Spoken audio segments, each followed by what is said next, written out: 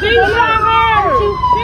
She's the one who shot her. She's the one who shot her. Restraining order, but she shot her. The gun in the car. The gun in the car. Oh my fucking God! I'm the page in the car. How you feel? See the truck or get up? You scared as hell, right? Scared as hell. You had it, buddy. No, it wasn't. That is not self-defense. You were trying to self in the car, bro. You're trying to hit the car, bro. What are you talking about? You had her in a headlock. And then you shot her, Brody. I was there. I'll write a statement. Don't worry about it. I want her arrested. There's a fucking gun on the street. I'm licensed to carry. It doesn't matter. It doesn't matter, bitch. You shot somebody, nigga. What the fuck's wrong with you? Calm down. Calm the fuck down. He out his mother. Over here. He out his.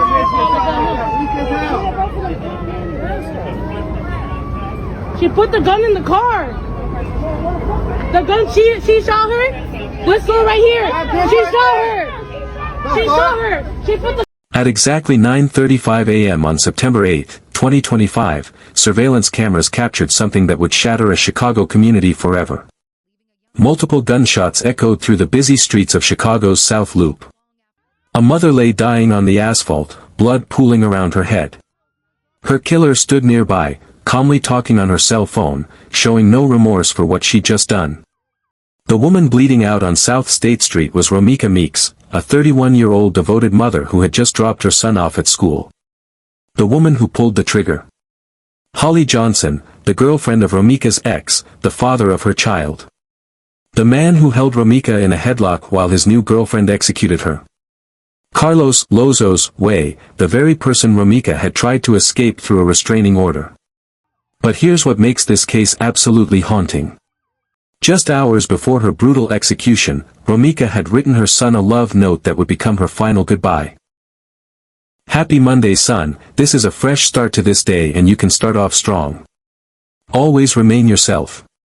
You're the coolest, smartest, and funniest kid I know. I love you so much and you make me so proud. Have a great day. Mommy loves you. Love, Mommy. Those were the last words of love she would ever give him.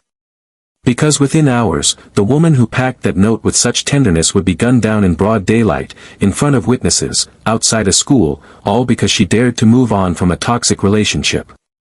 This isn't just another headline about Chicago violence. This is a story about femicide. About what happens when love turns into obsession, when control becomes murder, and when the justice system fails to protect women who try to escape dangerous men.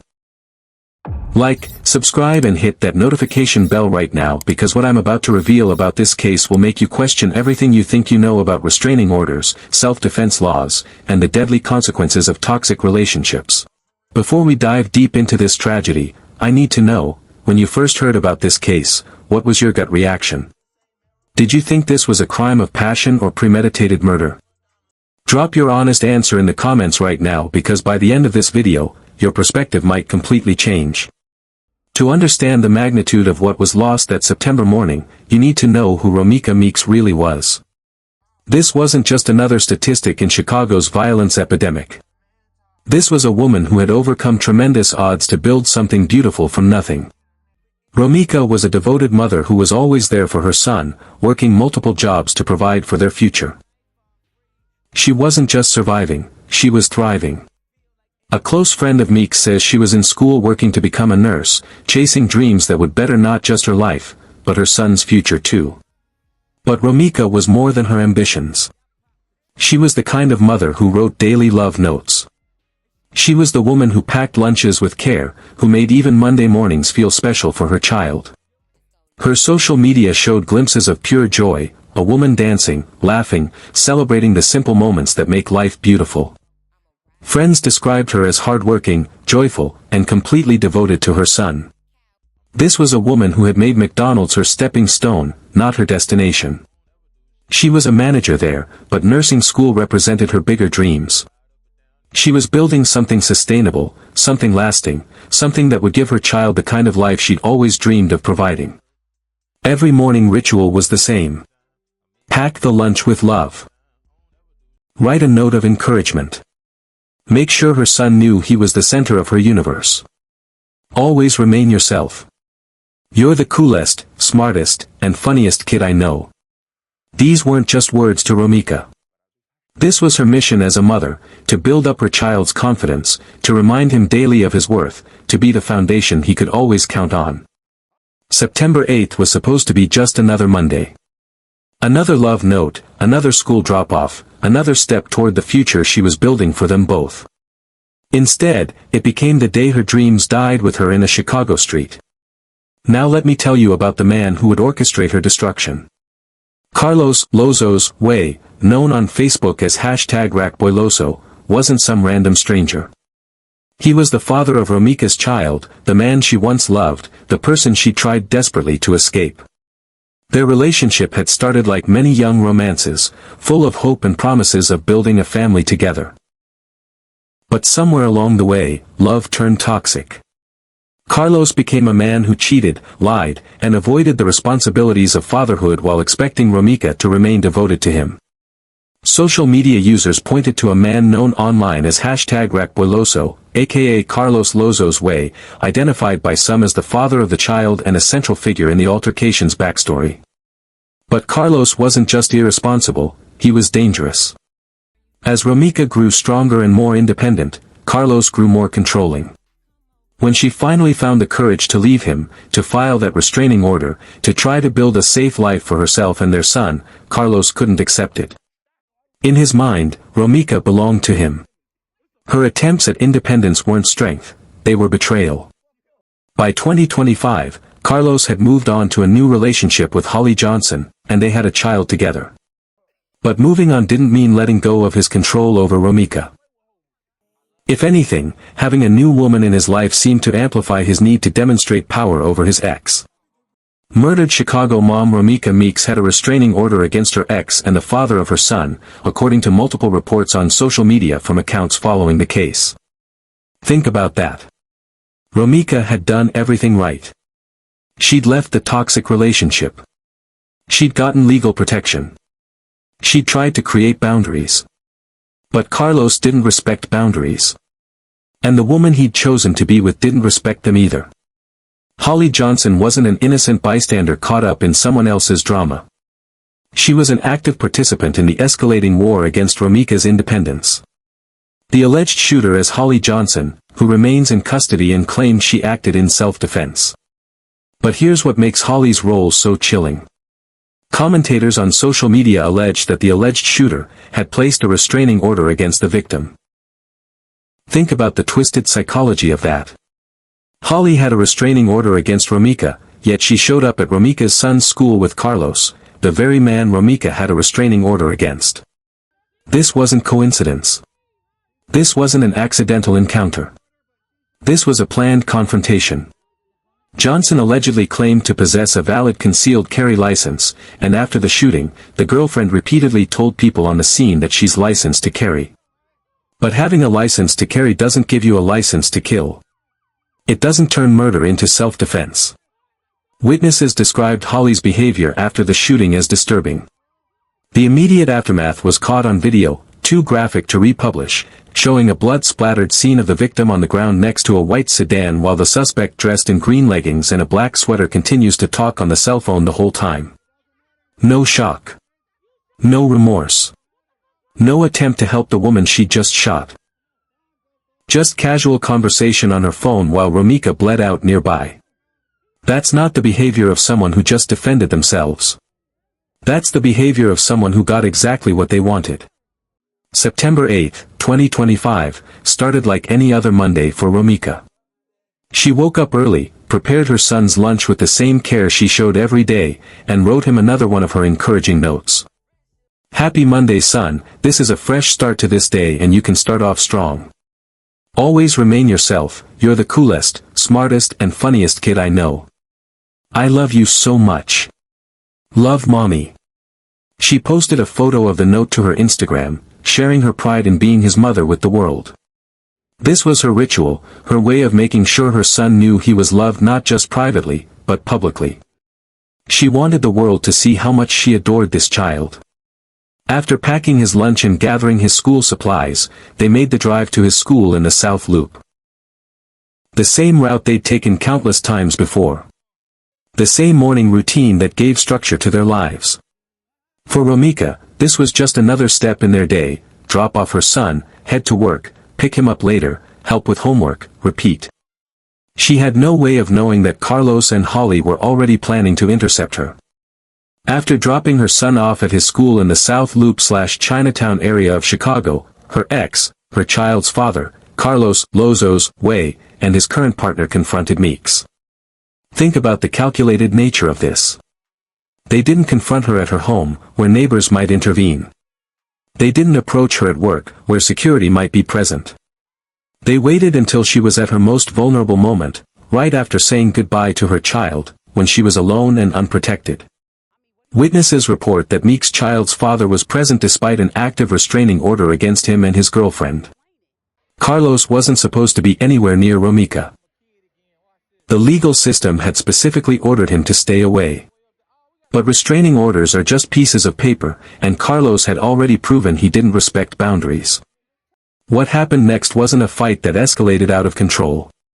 It wasn't a heated argument that turned violent. It was a planned execution carried out in broad daylight, with witnesses, in front of a school. During the fight, Meeks was reportedly placed in a headlock. In those moments, Johnson pulled out a firearm and shot Meeks in the face at close range. Let me break down exactly what the witnesses saw, because this sequence of events destroys any claim of self-defense. First, Carlos, the man under a restraining order, physically restrained Romeca in a headlock. Reports say Meeks' ex, Carlos Lozo's Way, put her in a headlock while his new partner shot and killed Meeks at close range. This wasn't Romeca attacking anyone. This was Romeca being held immobile by a man much larger and stronger than her. While Carlos held her helpless, Holly made a deliberate choice. She walked to her vehicle, retrieved her weapon, returned to where Carlos was restraining Romeca, and fired multiple shots at point-blank range. At some point the female assailant, Holly Johnson, pulled out a gun and fired off 4 rounds, including a gunshot to the victim's face. 4 rounds. Not one shot in panic. Not an accidental discharge. 4 deliberate shots fired into a woman who was being physically restrained and couldn't defend herself. Eyewitnesses say the gun was fired at extremely close range, striking Meeks in the face, specifically the chin, and the thigh. This wasn't random gunfire. These were targeted shots designed to kill. Witnesses immediately recognized what they'd seen. Witnesses in the video are heard yelling that Way had Meeks in a headlock before the other woman shot her. One woman is heard demanding that the police arrest the woman, saying that she saw her shoot the victim and place the gun in her car. The community knew they'd witnessed an execution, not self-defense. In the immediate aftermath of the shooting, while Romeca lay dying on the asphalt, Holly's behavior revealed her true character. The suspect dressed in green leggings and a black sweater continues to talk on the cell phone the whole time while in the background a man in black, the baby daddy to both women, appears to be in a state of distress. Think about that image. A woman has just been shot multiple times in the face. She's bleeding to death on the street. And the person who pulled the trigger is casually talking on her phone as if nothing significant has happened. When questioned by witnesses and police, Holly's response was immediate: "I have a license to carry." Not, "I was scared for my life." Not, "She attacked me first." Not, "I didn't mean for this to happen." Her first instinct was to cite her legal right to carry a weapon. But witnesses weren't buying it. "I don't give a You shot somebody. What the F is wrong with you?" One woman responded. "She shot her. She put the gun in the car. Arrest her," another witness told police. The people who saw what happened knew this wasn't self-defense. They'd watched Carlos hold Romeca while Holly executed her. They'd seen the deliberate nature of the attack. They weren't going to let Holly rewrite the narrative. Johnson is accused of pulling out a firearm and shooting Meeks multiple times. Police said Johnson remained at the scene, where her weapon was recovered, and she was immediately taken into custody. Meanwhile, Carlos's reaction revealed his own guilt. Posted the baby daddy, Carlos Lozo's Way, shortly after the shooting on his Facebook wall: "Worst day of my life." The worst day of his life. The mother of his child had just been murdered, and Carlos was making himself the victim. The post led to 9,000 shares and over 7,300 comments, many of which criticized the father's actions along with his failure to de-escalate the situation and for having incited the altercation which led to Romeca Meeks' shooting death. The community saw right through his performance.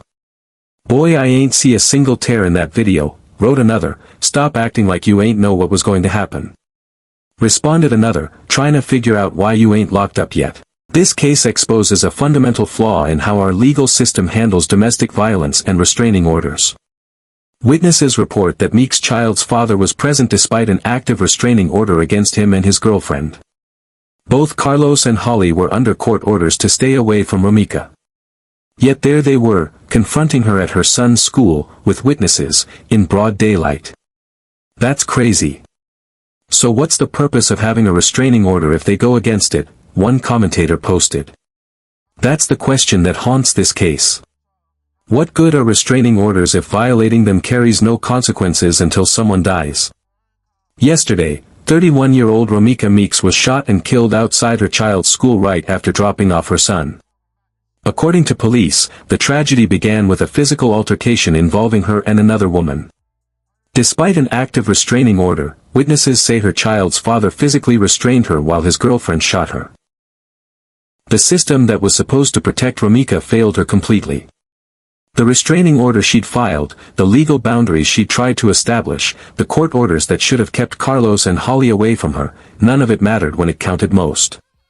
And now Holly is trying to exploit the very system that failed Romeca to escape justice for her murder. She claims to have acted in self-defense, citing a restraining order she had against Romeca Meeks. How's that for twisted logic? Holly claims she needed to defend herself against the same woman she and Carlos had deliberately confronted, the same woman Carlos physically restrained while Holly shot her multiple times. While Holly and Carlos spin their lies, Romeca's family is left to grieve and fight for the truth. Her cousin spoke with Channel 2 Now, stating, "This is my cousin, and what's being reported is not accurate. He was physically fighting my cousin when his girlfriend got out of the car and shot her.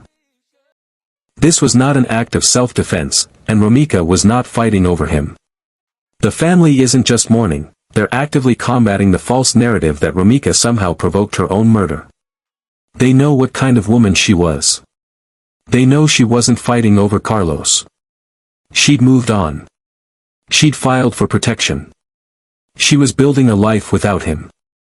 Meeks' family has asked the public to respect their privacy and to refrain from sharing graphic videos of the incident that have circulated online. Her sister issued a public plea for such footage to be removed out of respect for the victim and her loved ones. Please, y'all. Please stop sharing them poses of my sister, please. Please stop sharing that post of my baby sister on that ground, please. Get y'all, please. For my mama and for me and my siblings' sake. Please, y'all. My sister is gone. Yes, she is. Please. Let Jenny get out and cuss their ass out. Please, I see y'all calling everything. I can't. I'm doing this to let y'all know I am very broken. Me and my family is broken. Please, y'all, please. Give us some time to respond. To talk to y'all, to anything. Please, y'all. My baby sister is gone. Please. The worst is pain now, but I just want y'all to understand. If y'all never understand in y'all life, I didn't know how I had to do. Anybody lost a sibling, y'all, I don't know. I didn't know this hurt like this. Please, y'all, stop sharing that video. Imagine having to ask people to stop sharing videos of your sister's murder. Imagine watching strangers debate whether your loved one deserved to die while graphic footage of her final moments circulates on social media. This family isn't just dealing with grief, they're fighting for Romeca's dignity in death, just as she fought for her safety in life. At the center of this tragedy is a little boy who will never be the same. The child who received that final love note, who was dropped off at school that morning with no idea it would be the last time he'd see his mother alive. Happy Monday, son. This is a fresh start to this day and you can start off strong. Always remain yourself, you're the coolest, smartest and funniest kid I know. I love you so much. Love mommy. Those words, meant to encourage him for just one day, have become the last message he'll ever receive from the woman who loved him most. The lunch she packed that morning, the note she wrote with such care, the kiss goodbye she gave him, all of it has taken on a weight no child should ever have to carry. This little boy now has to grow up knowing that his father helped orchestrate his mother's murder. He'll have to process the fact that the man who should have protected his mother instead held her while another woman killed her. How do you explain that to a child? How do you help him understand that the love note in his lunchbox was actually a goodbye? The ripple effects of this violence extend far beyond the immediate tragedy. This child will need therapy, support, love from extended family, and somehow, someway, he'll need to find a path forward without the woman who was his whole world. This case isn't an isolated incident. It's part of a deadly pattern that plays out across America every day. News of the attack has come primarily from social media, but reports say Meeks' ex, Carlos Lozo's Way, put her in a headlock while his new partner shot and killed Meeks at close range. This is what femicide looks like. When women try to leave toxic relationships, when they dare to set boundaries, when they refuse to remain under someone else's control, they become targets. The very act of seeking independence becomes a death sentence. Romeca's crime was daring to move on. Her offense was filing for protection. Her mistake was believing that a restraining order could actually restrain someone determined to hurt her. The statistics are staggering. Women are most likely to be killed by intimate partners when they're trying to leave or have recently left a relationship. The period immediately following separation is the most dangerous time for women escaping domestic violence. Romeca knew this. That's why she filed the restraining order. That's why she tried to create legal boundaries. She understood the danger she was in. She just believed the system would protect her. As we wait for the legal system to process this case, crucial questions remain unanswered. Why haven't charges been filed against Carlos for violating the restraining order? Why isn't he facing charges for his role in restraining Romeca while Holly shot her? I found out the shooter was arrested, but I also need the child's father arrested for violation of a restraining order, inflicting physical harm to Ms. Meeks leading to her demise and inflicting emotional harm to a minor. One advocate wrote on social media. The community is demanding accountability not just for the shooter, but for everyone who participated in this deadly conspiracy. Carlos wasn't an innocent bystander. He was an active participant in Romeca's murder. How do we prevent the next tragedy like this? How do we make restraining orders meaningful? How do we protect women who are trying to escape dangerous relationships? These aren't just rhetorical questions. They're urgent policy challenges that require immediate attention from lawmakers, law enforcement, and community leaders. True crime family, this case forces us to confront uncomfortable truths about domestic violence, femicide, and the deadly consequences of treating women's safety as a low priority. Romeca Meeks did everything she was supposed to do. She left the toxic relationship. She filed for legal protection. She built an independent life. She focused on raising her son with love and encouraging him to be his best self. Her reward for all that strength? Execution in broad daylight while dropping her child off at school. This story isn't over. Holly Johnson remains in custody, likely facing murder charges. But will Carlos face any consequences for his role? Will the system that failed Romeca learn from this tragedy? I want to hear from you in the comments. What do you think should happen to Carlos? Should violating a restraining order carry more serious consequences? How do we protect women who are trying to escape dangerous relationships? If this case has affected you, if you believe Romeca's story deserves to be heard, hit that subscribe button and ring that notification bell. When updates come in this case, and they will, you'll be the first to know. Share this video with someone who needs to hear Romeca's story. Because the more we talk about cases like this, the more pressure we put on the system to protect women instead of failing them. Most importantly, if you or someone you know is in a dangerous relationship, please reach out for help. The National Domestic Violence Hotline is 1-800-799-7233. Your life is worth more than someone else's need to control you. Romeca Meeks deserved so much more than 31 years. Her son deserved to grow up with his mother's love notes and encouragement. Her family deserved to watch her achieve her nursing dreams. Instead, they're left with memories, with grief, and with a love note that was never meant to be a goodbye. Remember her name. Remember her story. And demand better from the system that was supposed to protect her. Until next time, true crime family, stay safe out there. And remember, your voice matters, your safety matters, and justice for Romeca matters. What case should I cover next? Drop your suggestions below, and I'll see you in the next video.